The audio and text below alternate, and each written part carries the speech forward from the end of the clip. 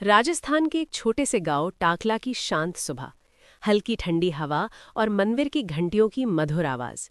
यहीं से शुरू होती है हमारी कहानी। मैं हूं चेतन और मेरे साथ है मेरे दो भाई।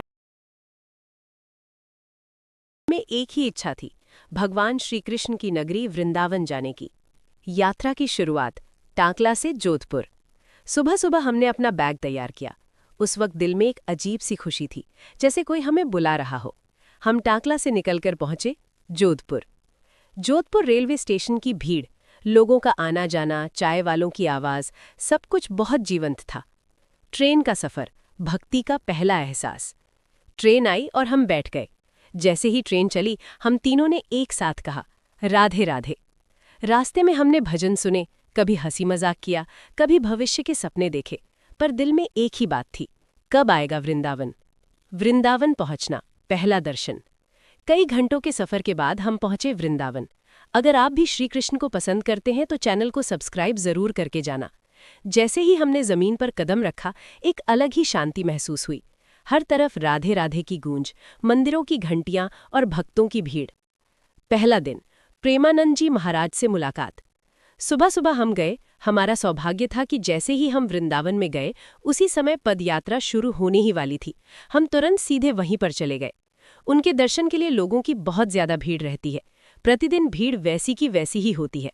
थोड़ी ही देर बाद, लगभग 7:30 बजे, महाराज जी अपने शिष्यों के साथ आए। प्रेमानंद जी महाराज। उनके दर्शन करते ही मन शांत हो गया। ऐसा लगा जैसे सारी परेशानियां खत्म हो गई हों। उनकी वाणी, उनकी मुस्कान, सब कुछ बहुत दिव्य था। रूम लेना, गौरी गोपाल आश्रम के पास। दर्शन के बाद हमने रूम लिया, गौरी गोपाल आश्रम। साधारण सा कमरा, लेकिन शांति से भरा हुआ। गौरी गोपाल आश्रम दर्शन। हम गए आश्रम के अंदर। वहां की भक्ति, वहां का वातावरण और बहुत सारी वृद्ध माँ बैठी हुई थीं, जिनकी सेवा में कोई कमी नहीं थी। अलग अलग रूम थे और हर रूम में 10-15 औरतें रहती थीं। ऐसा लगा जैसे भगवान खुद वहीं हो। निधिवन, रहस्यमयी जगह। फिर हम पहुंचे निधिवन। ये जगह सच में रहस्यमयी है। कहा जाता है कि यहाँ आज भी राधा कृष्ण रात में रास करते हैं। यहाँ पर कोई रात को नहीं रुक सकता है। कहा जाता है कि यहाँ के सारे वन रात को गोपियां बनकर श्री कृष्ण के साथ रासलीला करते हैं। यहाँ के सारे वन नीचे की ओर झुके हुए होते हैं। वहां खड़े होकर शरीर में एक अजीब सी सिहरन दौड़ गई। श्याम प्रेम मंदिर की सुंदरता। मंदिर वृंदावन का एक बेहद सुंदर और प्रसिद्ध मंदिर है, जो भगवान श्री कृष्ण और राधा रानी को समर्पित है। ये मंदिर सिर्फ पूजा का स्थान नहीं, बल्कि भक्ति, कला और प्रेम का अद्भुत संगम है। शाम को हम गए प्रेम मंदिर। जैसे ही लाइट्स जलीं, पूरा मंदिर चमक उठा। सफेद संगमरमर, सुंदर मूर्तियां और भक्ति का माहौल। वो पल जिंदगी का सबसे सुंदर पल था। दूसरा दिन, सुबह 4 बजे की शुरुआत। अगले दिन सुबह 4 बजे उठे। नींद कम थी, पर भक्ति ज्यादा थी। हम गए पद यात्रा में प्रेमानंद जी महाराज के साथ। हजारों भक्त, राधे राधे की आवाज। ऐसा लग रहा था जैसे पूरा ब्रह्मांड वहीं हो। फिर से प्रेम मंदिर में विश्राम।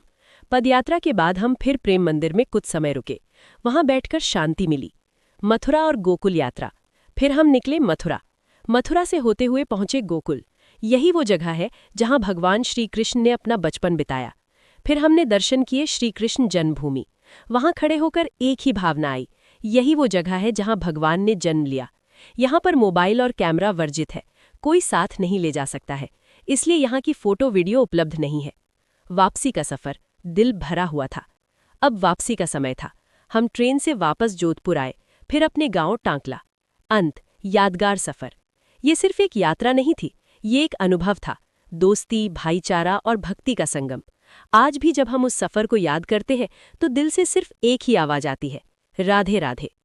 अगर आपको भी भगवान श्री कृष्ण से सच्चा प्रेम है, तो एक बार जरूर वृंदावन आए, क्योंकि यहाँ सिर्फ दर्शन नहीं, बल्कि आत्मा को शांति मिलती है।